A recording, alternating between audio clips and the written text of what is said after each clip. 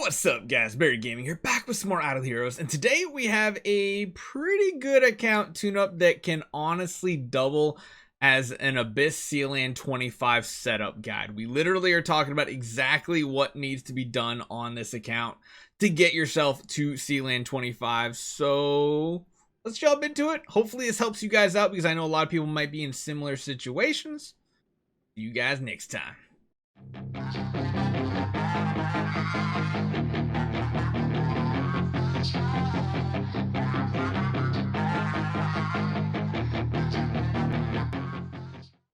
Let's take a look. First up, Seal Lands. That's always the best spot to look when we're doing account tune-up. So 23 to 25. Ooh, yeah. This wave is really difficult in the Abyss faction. Everything pretty much at 20, that's normal. Even if you do have Sword Flash, Fortress is very difficult to get done. Let's see. Okay. Alright, so Abyss running into the same issues. But you do have... This is interesting. You do actually have the Ignis here. So what is going on with this queen? What type of stones are we running? Just a speed attack. I would probably unlock a second stone for something like her. Let's take a look at all the artifacts we have here. So we have Demon Bell, A and B. So you do have the A and B, which is good.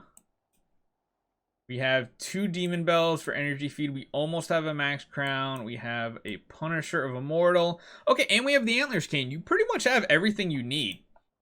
The big thing that can be an issue is a couple different things. Tree. You do have a 125. Everything else is pretty low. So as far as most of the accounts you see getting Sealand 25 done, you are on the low end on star spawn power. You do have a ton of them. Actually, is that all of them? Is 12 the total? 4, 5, 6, 7, 8. Yeah, you have every star spawn, which is actually something a lot of people don't have. But what you don't have is high enough levels on a bunch of them. That's usually what is a big indicator of Sealand power. It's something that a lot of people don't think about. You're like, what? I have Star Spawn. I have the exact heroes and the exact setup this other person is using. But so many stats nowadays come from the Star Spawn. So your queen does have the skin, right? Yep, she's got the Christmas skin. So she's getting the Celestial Island bonuses. What do your skins look like? Level 25, that's really good there.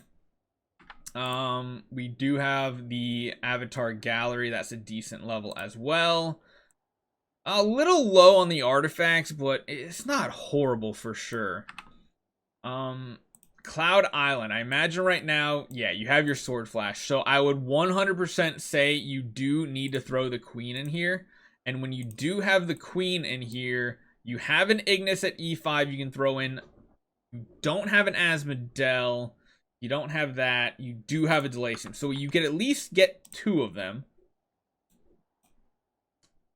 The problem being this one is not leveled up very far. So a ton of power for your hero is going to come through this. And also one thing you have to make sure you do is make sure the heroes that you're putting in these slots are geared and have good artifacts too with a stone. Because those stats get transferred over into this. Whatever's like currently equipped on them, I'm pretty sure it gets transferred over. I think I did a test the other day where I had like no gear on the hero and then I put the gear on and the stats went up. So I'm pretty sure it's what the active hero has on them that is pretty much the big thing. So between not having I keep going back on accident. Between not having a super high level residence, you'll only have 2 heroes in those slots, and then on top of that, star spawn being low. It is going to be a harder trip, but you do have the heroes that you need. One thing that would help this out is when you do your fusions next, when you grab all these guys out, save up and try to build a couple of 9-star destroyers. 9-star destroyers are going to be really, really good for you.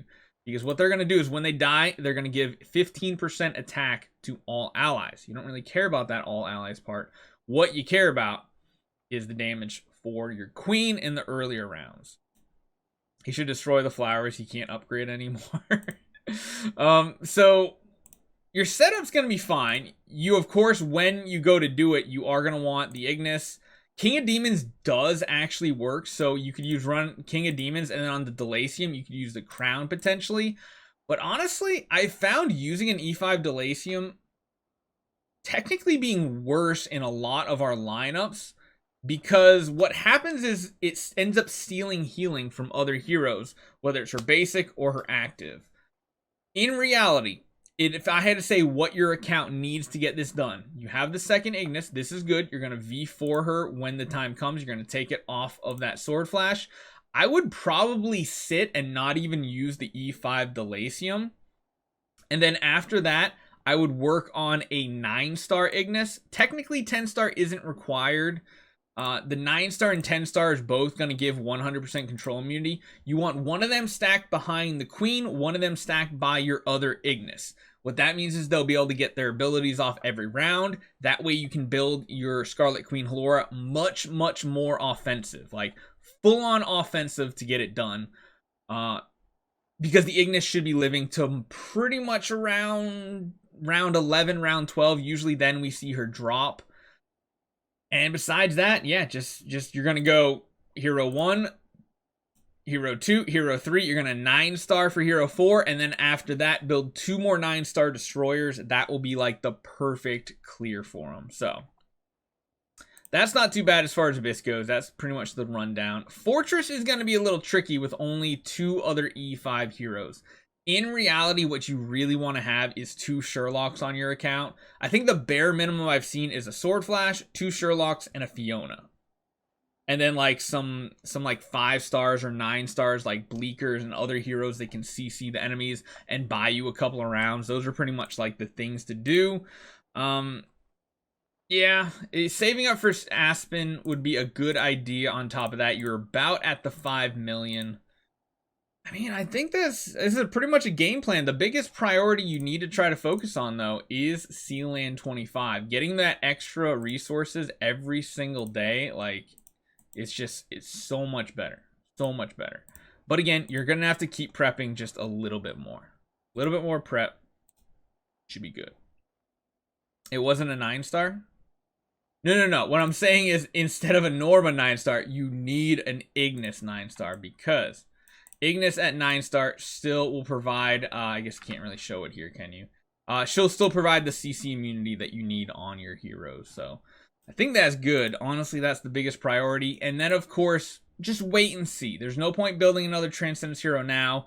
Just wait and see if you can, you know, use that Transcendence Aspen, because you already have 3 E5s. That's not too bad. I do think you might need a second Amun-Ra, even if this Transcended Aspen is like God tier. I do think 2 Amun-Ra is going to be necessary. Maybe even V4. Just depends. So we'll have to see. Get that Abyss Sealand done.